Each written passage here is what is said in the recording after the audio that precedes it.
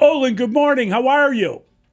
Good morning, guys. I'm doing good. I was wondering about how other teams, and I didn't have to stress over coaches not kicking field goals. And I was my guy Mully, my partner Mully. I know he was going crazy in front of his TV. Kick the damn field goal, take the points. All us old time football guys watch these decisions come up in both games by Sean Payton, and he went for it and seemed like he should take the points right with Stidham and.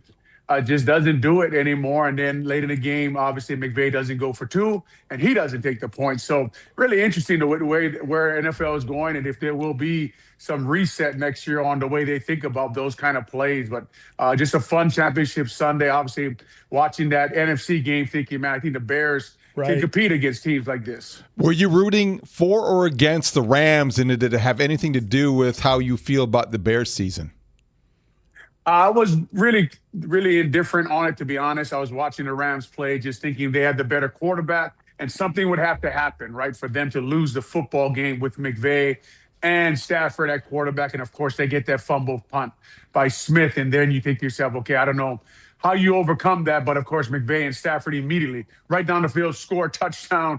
Clint Kubiak calls a great game there. I think he hit Bobo after the fumble punt for the touchdown. Bobo runs a great route. They score a touchdown immediately. Sam Darnold played better than I thought he would all year, and I played better than I thought he would in a championship game. And what a story he's turned into, right? The Jets pick in 2018, played for Todd Bowles, played for Matt Rule, played for Joe Brady, played for Shanahan, played for McConnell and the Vikings, and now he's on his way to the Super Bowl. Minnesota fans, I'm sure, are watching him play, and they don't feel very good about that. But just an interesting game to watch, and obviously always looking at it from a Bears perspective like you guys. Yeah, we kind of talked about it a little bit this morning. When you look at a game like that, how far away are the Bears? In other words, those are two teams now in the Super Bowl that are basically defensive-minded teams. Both of them have gone about getting a quarterback, and both of them can do some good things in the passing game. That Jackson Smith and Jibba, that guy's a monster. He's a good player. Get Puka on the field with him. But I'm wondering, what does it tell you? If they can get enough done on defense, can they compete? Is it about them getting the defense? I was telling David, maybe get the left tackle with the first pick. I can't believe you've convinced me of that. But there you go. But they got to get a lot of guys to help them on defense.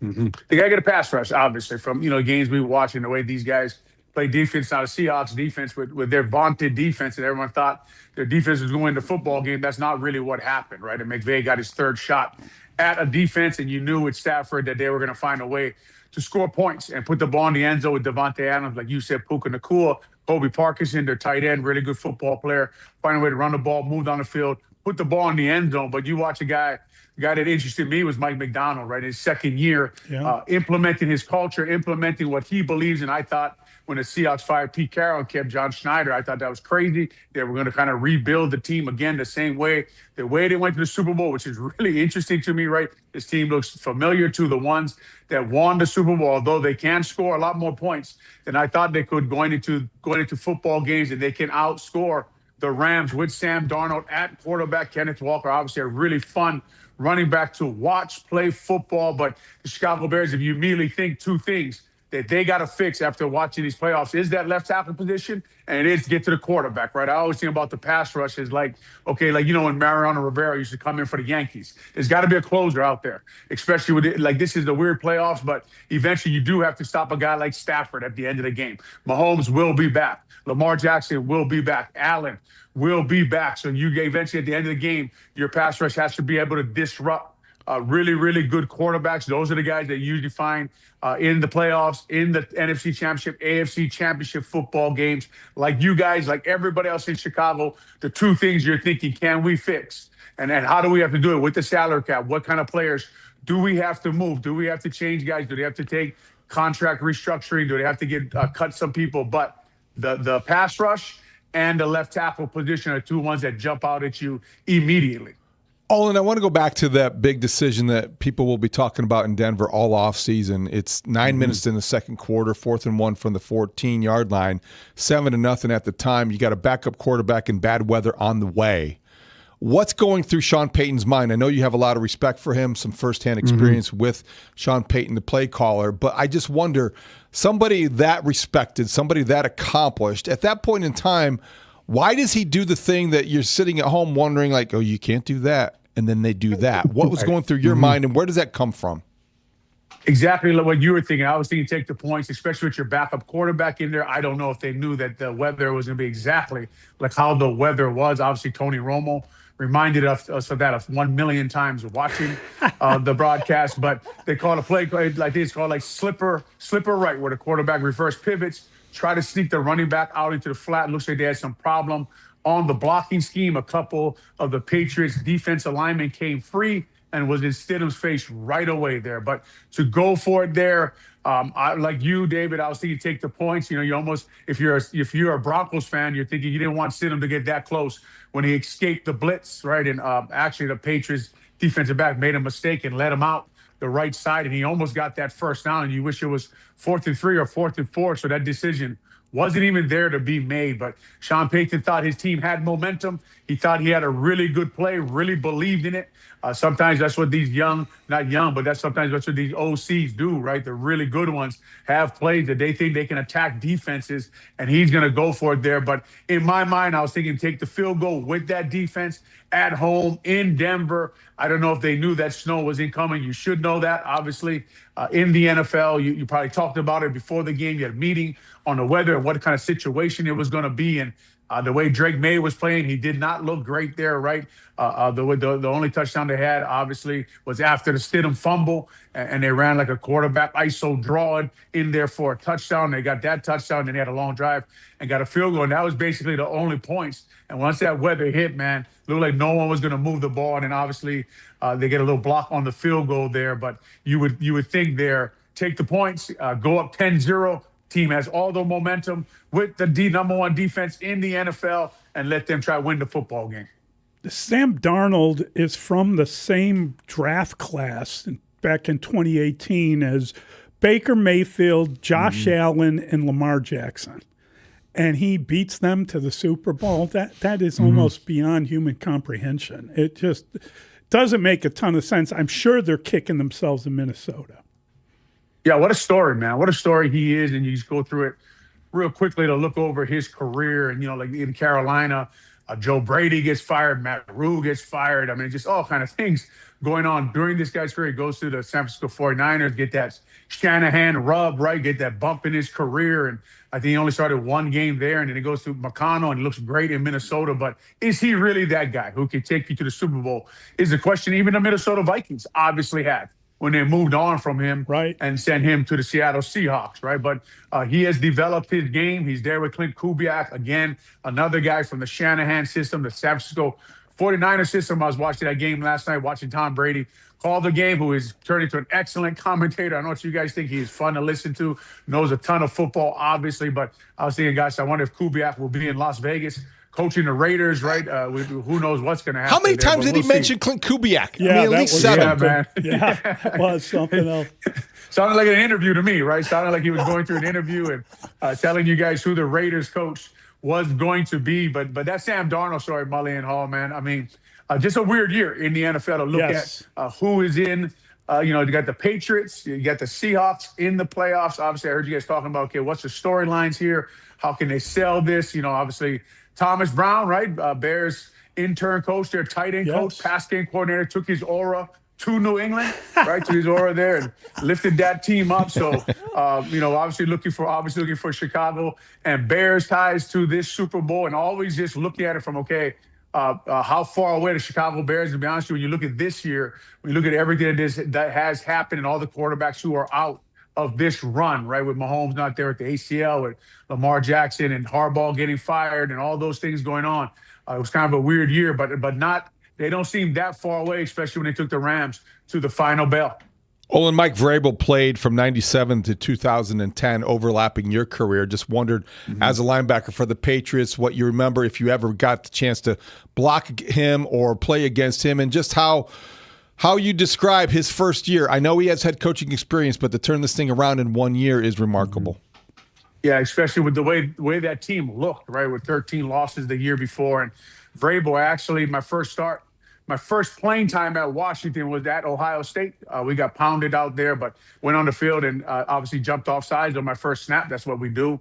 A little nervous there, but Vrabel was on the other side of the football. That was a really good Ohio State football team. Played against him in the NFL. He was like he is as a football coach, man. Tough, disciplined, sound. You knew when you went against Vrabel, you knew you were in for a long day. He was going to be doing the right things. He was going to be lined up correctly. He was going to be knowing what your offense is doing. You could see that this guy probably eventually was going to get hired by Bill O'Brien, become his defense coordinator, become the head coach at the Titans and then the Patriots. But just he's like Mike McDonald, right? Reset the culture there, got the guys to believe in him. Got a quarterback, got like Ben Johnson, got a little lucky with the fact that McDaniels hasn't succeeded as a head coach. By McDaniels, I mean the offensive coordinator for the Patriots, hasn't succeeded as a head coach, so he gets a very good offensive coordinator, rehires him, a guy who's really comfortable in New England, knows a little bit about what really good quarterback play looks like, right? And just really just change that whole place around. And, Vrabel matches the city. He knows what kind of culture to build there. He knows what kind of team wins there. He knows the details. He was there a long time, knows exactly what works in that town. And you guys know better than anybody, just from being in Chicago, certain things do work in certain towns, and you have to build a team a certain way to match certain places' personalities. And that's exactly what he's done there in New England. And it has been fun to watch and kind of interesting because obviously he was the guy that there was a lot of arguments, Vrabel or Ben Johnson, right? Who would be the guy? Do you want the young, really smart OC, or do you want the tough-minded, bring culture, bring discipline, especially after Coach Eberflus and what we watched, thinking Vrabel would be the guy also, but he has shown that, both guys probably ended up in the right places, coaching in the right towns, doing the things that they are doing for their football teams. When you look at the movement of coaches around the league, obviously 10 jobs and guys getting fired late and just kind of crazy hires, I'm wondering what you think, particularly of Gannon going to Green Bay, and that means Al Harris isn't going there, which is almost a relief. I don't know that he comes back, but he's interviewed in Washington too. And I'm wondering, Mike McCarthy, man, that is a blast from the past, and that's a Steelers guy. What if he wants to hire Al Harris? Yeah. Right. Yeah, there's a tie there, right, with Al Harris. Obviously, with Mike McCarthy, they know each other well. But I thought about Danny Parkins when McCarthy got hired, right? We don't know how the fan Danny Parkins is of McCarthy. But Gannon going from the Cardinals, obviously a really good football coach, and we'll see what he does for them. They lost Hafley. Man, that is going to be a big loss for them. I thought he was really good. I know what you guys thought about Jeff Hafley through the years, but I thought he was one of the top defensive coordinators in the NFL. Heard a little rumblings that he actually turned down jobs last year that he didn't want, almost like Ben Johnson. He's very impressive in interviews. He's a very good football coach, and a lot of people wanted him as their head coach. But Gannon goes over a good hire by LaFleur, right? We'll see. We've been a head coach. Another guy like Hafley goes over there. He's going to implement his system. Obviously, guys, he's got guys to coach there, right? They got Parsons is coming back. If you're a D coordinator, why wouldn't you want that job up there in Green Bay? They got all kind of guys. Devontae White is coming back. Rashawn Gary is still there. They got Quay Walker. They got Cooper at linebacker. If I'm a defensive coordinator, I'm going to Green Bay. I want to be a head coach again. I'm going to Green Bay with the talent they got on that side of the ball, and I'm going to try to implement my system. I know I don't have to rush the passer that much if Parsons is back. So very interesting hire, obviously, for as it pertains to the Chicago Bears and what does Gannon bring there. He brings a guy who's a good football coach, well-respected defensive coordinator, and a guy who has been a head coach, so he can run his own side of the ball while LaFleur runs the offense. Olin, bottom line, when you look at the Super Bowl matchup and when you watch both games yesterday, do you look at the Bears and say either they're one player away or they were one play away, or how close do you think, based on the Super Bowl matchup now, that the Bears are from entering next season as a team that can legitimately think Super Bowl? That's a great question, man, David. I'm to be honest with you. A lot of talk is about what they don't have, right? Are they one player away? I think the answer is yes, but the player they are away is the players who are on the roster that have to develop or take another step, right?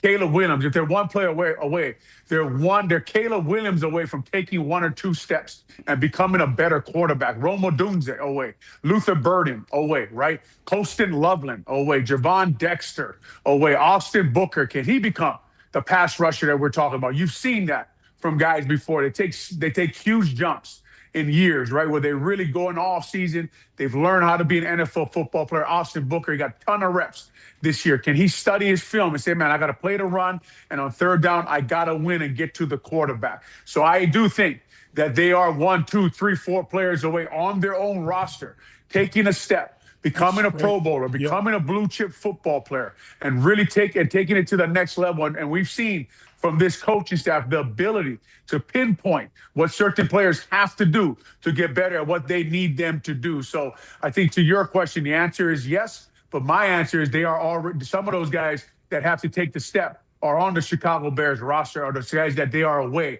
Are they a player away? Yes. They're a player on their roster away, becoming the player that they need to become for the Chicago Bears to make a run at the Super Bowl. That's a great point. That is very interesting. If you were drafting, what would you draft? If they came to you and they called and, hey, Olin, it's George. What do we need more? Man, it'd be good to hear from George after that year. Yeah, congratulations, man, on a big year. But I'm taking a left tackle. Whatever is in that position at 25, you're a little later in the draft. Obviously, you take the top guy on your board. But I'm always line centric, right? I'm going to take offensive or defensive lineman at some point. If there's anything to waver on, if that's what you're asking me, I'm going in that direction. But when you get to that 25 spot in the draft, you got to take the best football player on your board there. I don't want to say no matter position, but really it is no matter the position. Olin, when you look at what's next for Ben Johnson and his staff, are you concerned about possibly losing Declan Doyle, losing Al Harris, losing some of these guys that are interviewing elsewhere? Of course, man. I don't like losing Coach Bieniemy either, right? I don't like losing his toughness.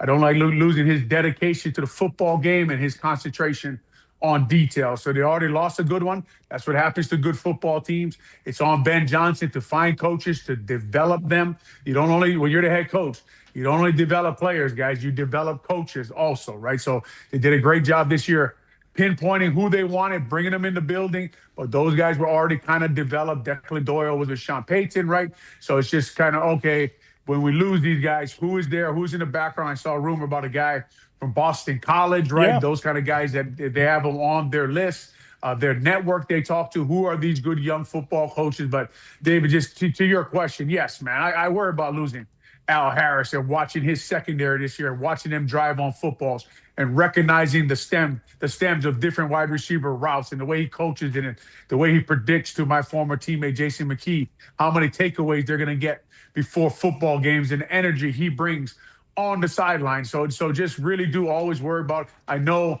from being in football buildings, how many good football coaches it takes, right, to get to where you got to go to get to the Super Bowl, how many good people it takes doing their job all at one time. And we watched the Bears this year, and we watched the way they play football and competed for each other, and the culture they brought. And that's everyone that they had in that building, pushing that belief, pushing the things they got to do, coaching their rooms, coaching their units. So when you start losing football coaches, yes, man, I get really, really worried about it. But we got to trust Ben Johnson, the fact that he knows who to replace him with, who to bring in, what kind of guys are out there that he needs to bring. You see the way he identified this staff and put this staff together, a little bit earn my trust that, okay, he has guys there. He expected to lose a few good football coaches, and we'll see where he goes from there. Great stuff, Olin. Thanks a ton.